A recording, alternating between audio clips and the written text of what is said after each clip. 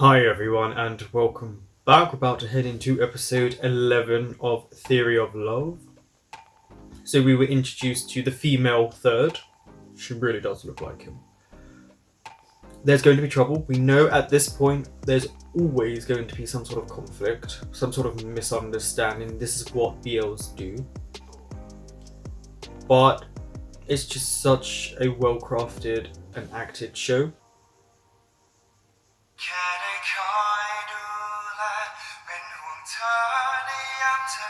It's interesting how they used the song this time around.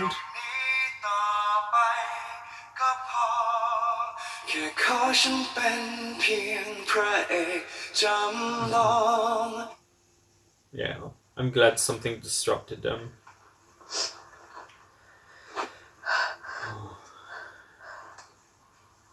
ฮัลโหลพี่แคป ปานยังดูตัดต่อกับโบอยู่หรือเปล่า No, จะกินอะไรไหม no. เดี๋ยวพี่ซื้อเขาไปให้ She had something to drink. ไม่เป็นไรอ่ะผ่านตัวเสร็จละแค่นี้นะ โอเคจ้ะ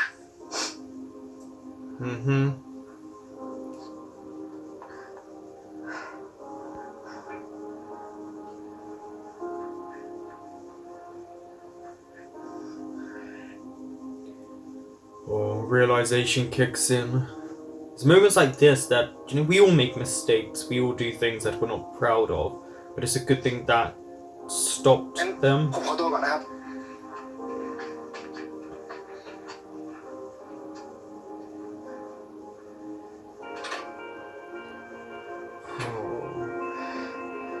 เดี๋ยวกูคิดไม่ออกว่ะไปก่อนนะค่ะ That was really random for a scene. It just makes no sense. เฮ้งานหนักเหรอคะพี่พายน่าเครียดเชียว ตอนนี้นึงอะครับ ชิงมีอะไรหรือเปล่าครับ อ๋อพอดีชิงอยากมาปรึกษาตรงท่อนฮุกอะค่ะเพลงที่ชิงจะร้องอะคอร์ดมันสูงมากเลยชิงกลัวร้องไม่ That's ถึ right, ง you look at your อ๋อ man. โอเคได้ เดี๋ยวพี่ช่วยดูกับเพื่อนให้นะ เย่ชิงว่าแล้วว่าพี่พายตั้งใจดีขอบคุณนะคะพี่ใครคะคนนั้นใครล่ะคะเห็นเขามองเราตลอดเลย อ๋อ นั่นเติร์ดครับ เพื่อนสนิทพี่เองอะเดี๋ยวพี่พาไปรู้จัก ค่ะ See, he said best friend. You never indicated to her who he นี่ really น้อง was. ชิงคนที่ร้องเพลงประกอบละครเราไง ชิงครับนี่เติร์ดคนที่เขียนบทละครของเรา สวัสดีค่ะพี่เต้อ๋อพี่คนเขียนบทนี่เองบทพี่นี่แซ่บมากเลยนะคะยิ่งซีนที่พระเอกเลิกกับแฟนแล้วไปคบกับนางเอกอะหนูนี่ชอบมากเลยอยากมีซีนแบบนั้นบ้างเลย Oh, oh, oh. She knows exactly what she's doing. โนไอเดียเลยว่ะ I mean, they've all been ทำ pretty แนวโรด busy. มูฟวี่ไหมกูอยากทำ เฮ้ยว่าอันนี้เจ๋งเว้ยจะได้เล่าถึงตัวละครตอนวัยกำลัง coming of age อะไรอย่างงี้ไง นั่นแหละกูมีพล็อตอยู่ในหัวแล้วเว้ย เป็นแบบว่า4 คนแปลกหน้า ไปเจอกันบนรถไฟตอนไปทะเล แล้วพอถึงที่หมายพวกมันก็เป็นเพื่อนกัน นั่นแหละ หรือว่าเราจะเติมไปก็ได้เว้ย แต่ว่า It's actually a really good idea for a movie. แต่ว่าตอนสุดท้ายเนี่ยถึงที่หมายปุ๊บเป็นแฟนกันพอดีเลย เธอกูว่าเป็นเพื่อนกันอะไรดีแล้วอ้าวอะไรวะ เฮ้ยกูเสริมนิดหน่อย ตอนที่พวกเราไปเนี่ยกูขอไปตอนหน้าฝนได้ป่าวะกูมีคอนเซปต์อยู่ว่า เพื่อนรถไฟสายฝน Okay. เรนไอ้เงี้ยไอเดียกูโคตรโหด กูว่าดีนะคอนเซปต์เนี้ยกูชอบเลยแล้วก็ใช้ชื่อแบบนี้ด้วย ไง งั้นเสาร์นี้เราไปทะเลกันเลยไหมเราจะได้ไปหาไอเดียแล้วก็ไปดูโรดด้วยเลย ได้มึงไงเบี้ยวแล้วกันในค่าย อะไรเคยเบี้ยวด้วยเหรอ โอ้ Yes. เบี้ยวไปหาสาวตลอดนะมึงอะร่วมเพราะมึงทุกครั้ง โอเคจบ Yeah, he's เมื่ different อก่อนกู now. อาจจะเป็นคนเที่ยวเว้ยตอนเนี้ยกูเป็นค่ายคนใหม่ละเชื่อกูเดี๋ยวกูชนแก้วสัญญาเลยมาไปเริ่มกัน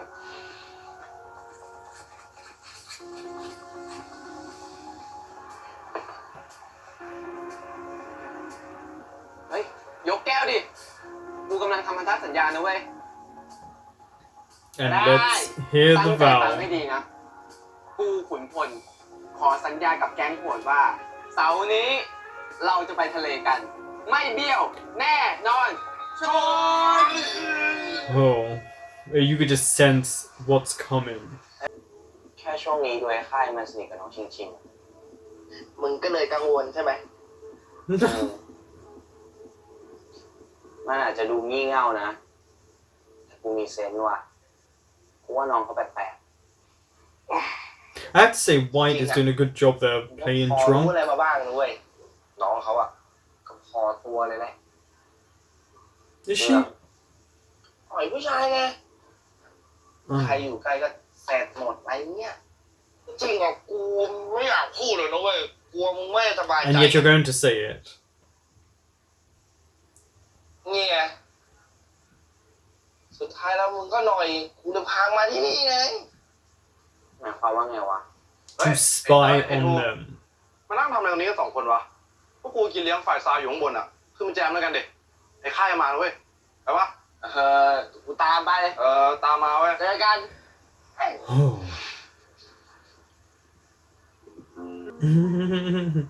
พี่ครับสั่งไปแค่2 ขวดนะครับ อ๋อ พี่คนนั้นเขาสั่งให้ครับ We bought you 4 more beer. What is he in now? Someone will tell me what he's in. สวัสดีครับหน้าไม่คุ้นเลยอะ Mhm. ปกติก็มาบ่อยนะครับ มาบ่อยเหรอ แล้วมากับใครอ่ะ Actually, they would make a cute couple. เพื่อนนะครับ ถ้างั้นก็แสดงว่ายังไม่มีใครใช่ไหมถ้างั้นเนี่ยพี่ขอยืนเพื่อนได้ไหม Okay, that's like direct flirting too. โทษทีนะพี่ ผมมีแฟนแล้วอะครับ แล้ว Oh. ที่บอกว่ามากับเพื่อนเนี่ย มานั่งกินรอแฟน แต่ตอนนี้แฟนก็มาแล้ว ขอตัวก่อนนะครับ Sorry, guy.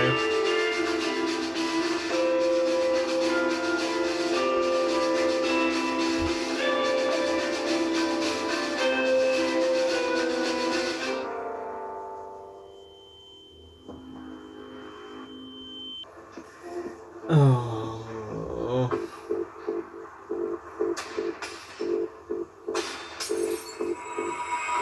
See, when I first watched this, it looked like it was 2 other people sat there.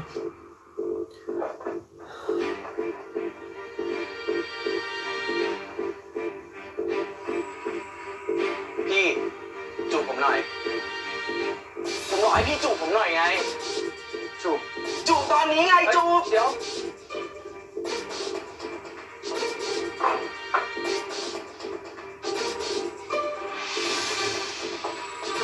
เฮ้ยทำเหี้ยอะไรมึงเป็น Poor เหี้ยอะไร act. เติร์ดทำอะไรเอาเลย Poor ต่อยกู actor. เลยต่อยกูแรงๆเลย แล้วจบเถอะนะ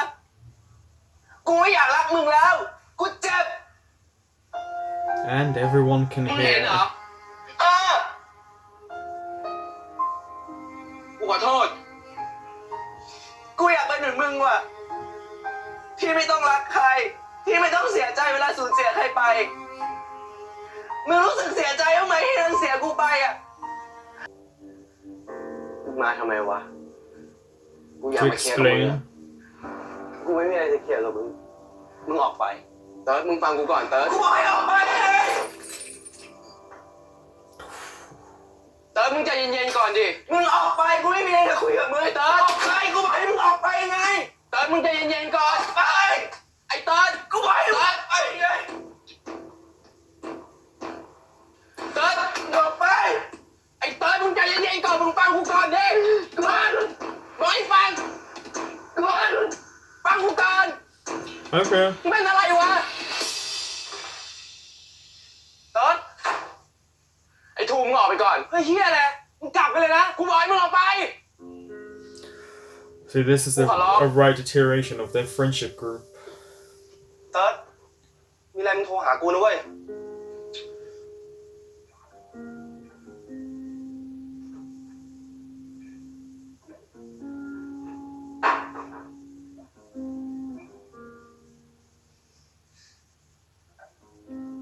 Intense.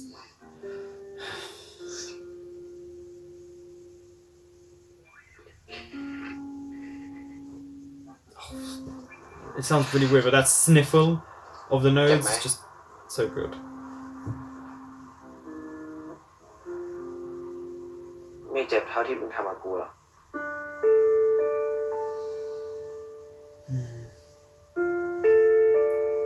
You can't be mad at third in this situation.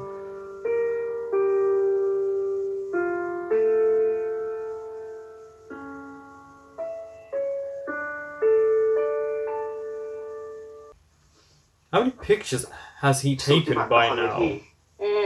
ถ้าผิดยังไงก็รีบแจ้งจะได้แก้ ได้เลยครับ งั้นเดี๋ยวผมตรวจเสร็จแล้ว Why เดี๋ยวผมส่ง is ไปใน he กลุ่ม doing นะครับ that? ขอบคุณครับ โอเคสเตจเดี๋ยวบอกนักแสดงนะคะ เตรียมขึ้นซ้อมบนเวทีจริงได้เลยไป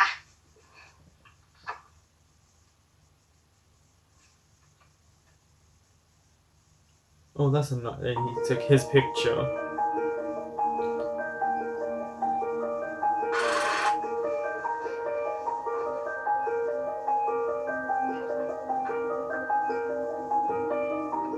I mean, he's really good at photography.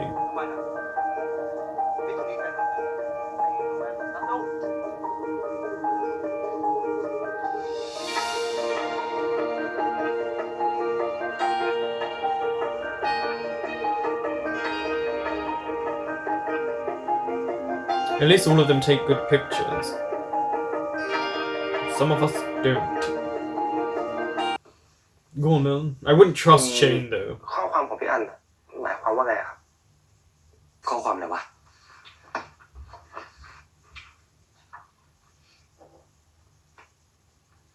แม้จะเป็นช่วงเวลาสั้นๆ แต่ละครเรื่องนี้ก็มอบความทรงจำให้ผมมากมาย เสียดายที่จะไม่มีโอกาสดูมันบนเวที This does really make you think he's about to jump off the แต่ building. ผมก็จะ They've- นำความรู้สึกนี้ติดตัวไป ถึงตัวจะไม่อยู่ที่ไทย แต่ใจยังอยู่ที่ทุกคนเสมอ อัน His character went through a lot of unfair and unjust treatment. มันจะไปฝึกงานที่เมืองนอกแล้ว มันก็เลยจะไม่อยู่ช่วงที่ละครเล่น อึ้งดิ ตอนกูรู้กูอึ้ง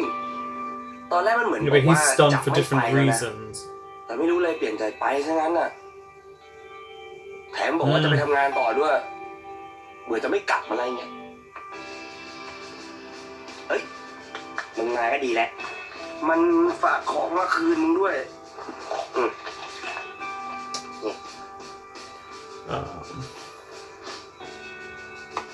เฮ้ยหนังดีเลยเรื่องเนี้ยเดี๋ยวมา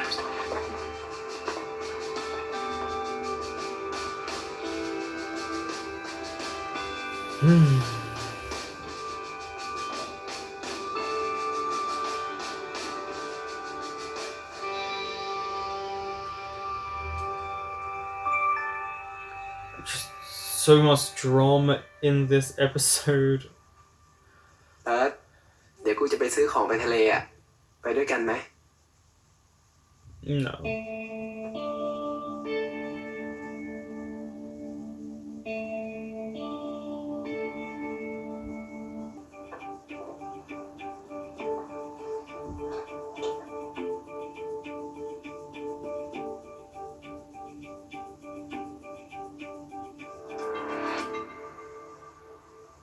No, you would follow him.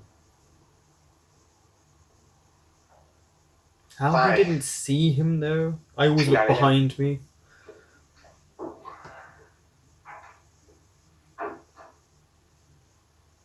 พี่บอกแล้วใช่ไหม อย่าโทรมาแบบนี้อีก พี่ไม่อยากให้ปายเขารู้เรื่องเรา แล้วฝ้ายล่ะ พี่ไม่เห็นใจฝ้าย You บ้างเหรอ to him are just a mistress.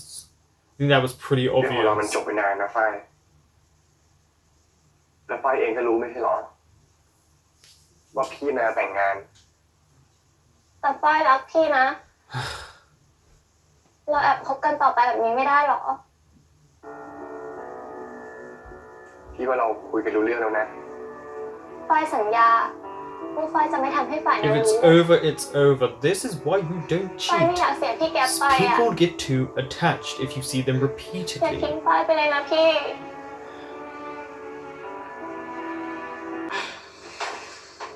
นมีอะไรหรือเปล่าอ่ะมาสะดึกเชียว คือผมเอา presentation ที่ตัดเสร็จแล้วมาให้อาจารย์ดูอะครับ โบนคือ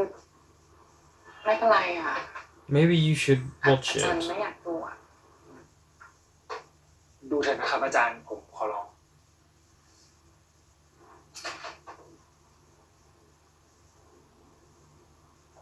นะครับอาจารย์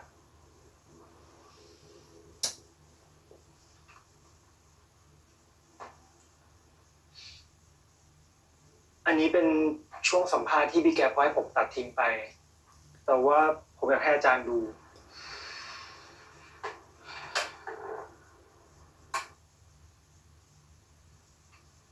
เราสองคนเจอกันครั้งแรกที่ไหนน่ะเหรอคะ ถ้าจำไม่ผิดเนี่ย น่าจะเป็นร้านกาแฟนะคะบังเอิญมากเลย แก้วกาแฟที่ป่านสั่งกับของพี่แก๊ป It's an เนี่ย interesting way to มัน meet. ดันสลับกันนะคะ Maybe I should drink coffee. No. ว่าการที่แก้วมันจับกันเนี่ย มันไม่ใช่เรื่องบังเอิญหรอกครับ ผมเคยไปที่ร้านกาแฟ แล้วก็บังเอิญเห็นป่าน แล้วก็รู้ตัวเลยครับว่าตกหลุมรักเขาในครั้งแรกที่เห็น แต่ก็ไม่กล้าที่จะเข้าไปทักเข้าไปคุยสักทีนึงจนสุดท้ายครับ พี่เจ้าของร้านก็คงสงสารคงสมเพศด้วยมั้งครับ ก็เลยแกล้งสลับแก้วกัน ก็เลยเป็นวันแรกที่เราได้คุยกันครับจนถึงวันนี้นะครับ ผมยังไม่อยากจะเชื่อเลยว่าผมน่าแต่งงานกับป่านมีหลายครั้งนะฮะที่ผมก็คิดว่าเขาควรจะอยู่กับคนที่คู่ควรกว่านี้ This really is so mature of ไม่ Bone. ได้ ถ้าขาดเขาไป มันก็เลยเป็นเหมือนแรงผลักครับทำให้ผมอยาก He also reminds me of Chris คนที่ slightly. พร้อมกว่าเดิม คนที่สามารถยืนเคียงข้างเขาและทำให้เขาภูมิใจได้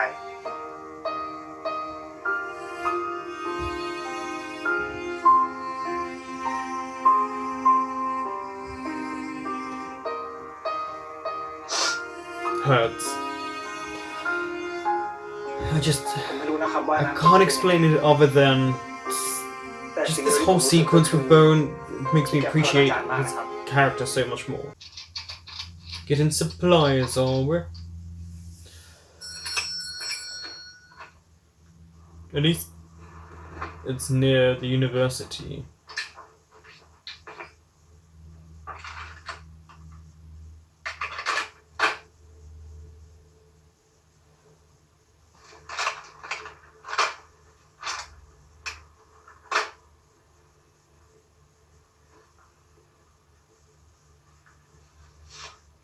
ฮัลโหลโบนติดต่อเตยได้ปะวะอ้าวเหรอนี่กูกำลังซื้อของที่เตยชอบอยู่อะกะให้มันกินพรุ่งนี้แล้วถ้ามึงติดต่อมันได้มึงบอกกูด้วยนะโอเค He's actively trying to distance himself from everyone right now. Curious that he still thinks he would go to the beach with them after everything that happened. I feel like sometimes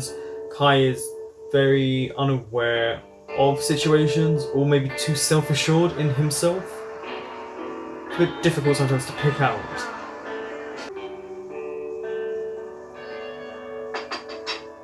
So why are you there? Yeah. กูเอง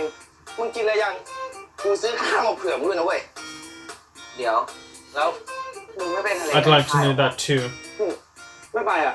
กูไม่อยากทิ้งมึง But did you tell him? แต่มึงอะไม่ต้องห่วงนะเว้ย กูอะ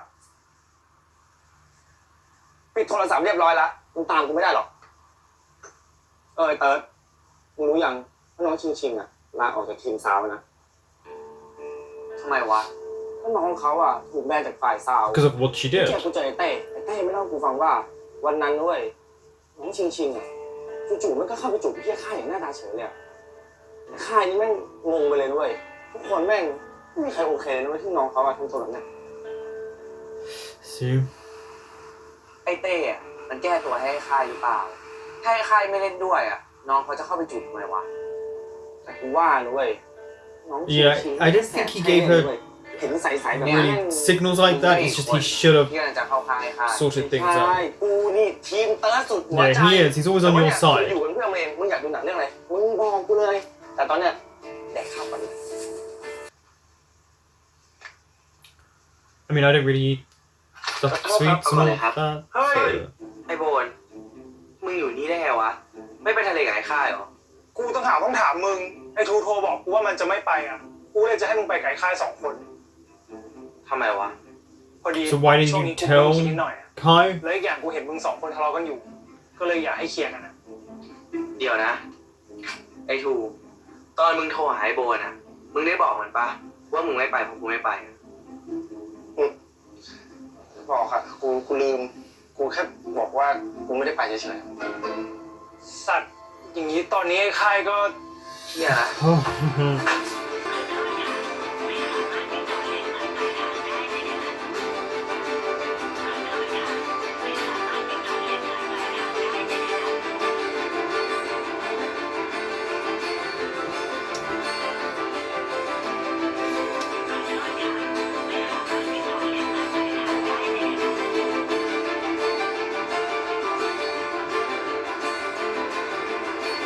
I mean, he actually waited there all day and well into the night. And that's hours and hours by himself.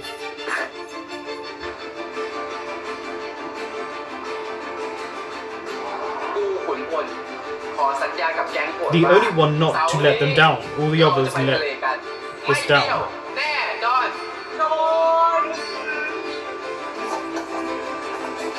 And it hurts.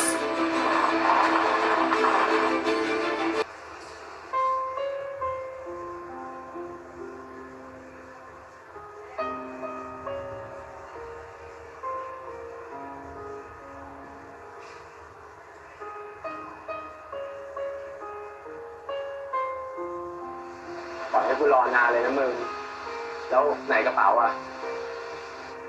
He's not going. คือกูไม่เป็นไร เดี๋ยวเราเข้าไปซื้อเสื้อให้นู่นก็ได้ แต่ว่าต้องเป็นพรุ่งนี้เช้านะ เพราะว่ารถไฟแม่งไปหมดแล้วอ่ะ เดี๋ยวกูไปซื้อตั๋วใหม่ให้แล้วกัน Why should you be buying the tickets? ใช่กูขอโทษ เฮ้ย ไม่เป็นไร ไม่ต้องคิดมาก แล้วไอ้ทูไบโบนอ่ะ Hmm. มันยังไม่มางั้นมึงโทรตามให้หน่อยนะพอดีแบตมือถือกูหมดแล้วอ่ะ It's just that sad innocence that he's trying to portray, and you can see how much it hurts. พรุ่งนี้รถออกกี่โมง It's just all in the eyes. Look at him. And I'm talking about ไหน Kai. ใช่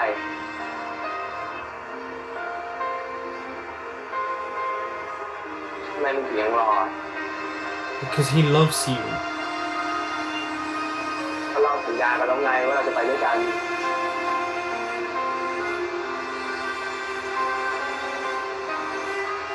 แต่จริงๆอ่ะถ้าพวกมึงไม่อยากให้กูไปอ่ะพวกมึงบอกกูได้เลยนะ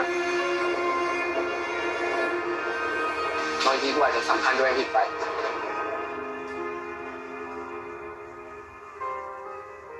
Yeah, hurts.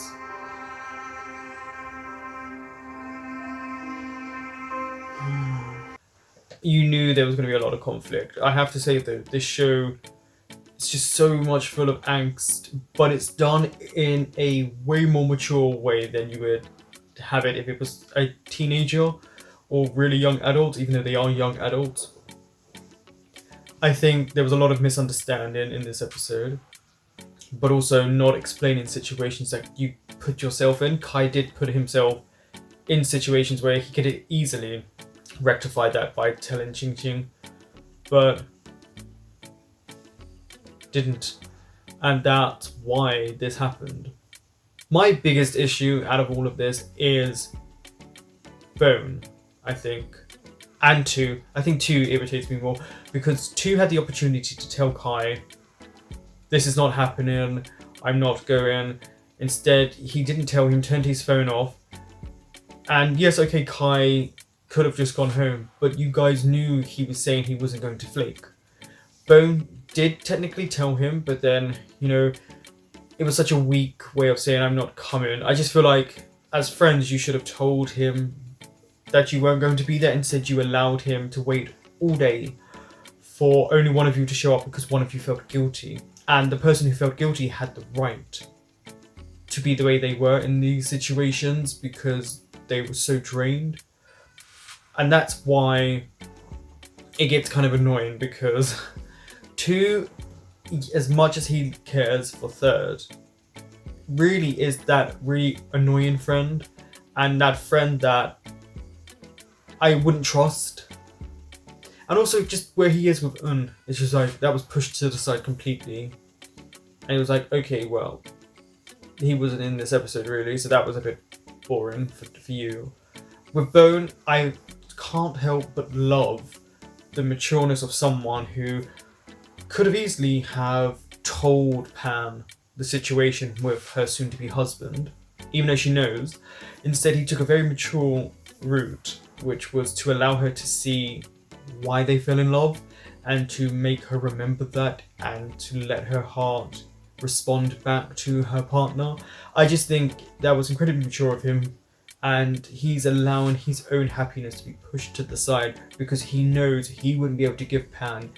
the fulfillment that she deserves. And that's a mature thing. A lot of people don't figure that out, and a lot of people don't want to, because as human beings we are very selfish, and it's a selfless act that he did. So I have to really give him props for that, and they've done a good job in allowing us to see a more mature adult,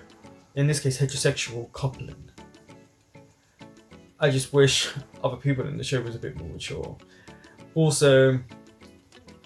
female third is very sneaky. She knew exactly why she was uncomfortable. She knew that third was looking at her. She was hitting on Kai to get a reaction. She liked Kai, but she was also doing it to get a reaction. And it fell apart for her. She had to leave. Well, she was banned. Rightfully so. But just poor Kai waiting there all day, and that tear that runs down his face at the end because he tries to hide the hurt. And he's really tried, and it's such a switch. I mean, the two mains have done a 180 in how they let themselves be represented to the audience, which is a great thing because there's the ebbs and flows of how you feel about a character. You should always have highs and lows when it comes to a character because they are human, and human beings make mistakes. There are flaws to everyone. And then we just have the last episode coming up, the finale, and you can see there's a mixture of happiness tinged with sad and annoyance, but hopefully they all get their happy ending, whatever that may be. Thank you for watching, and I will be back next week with episode 13.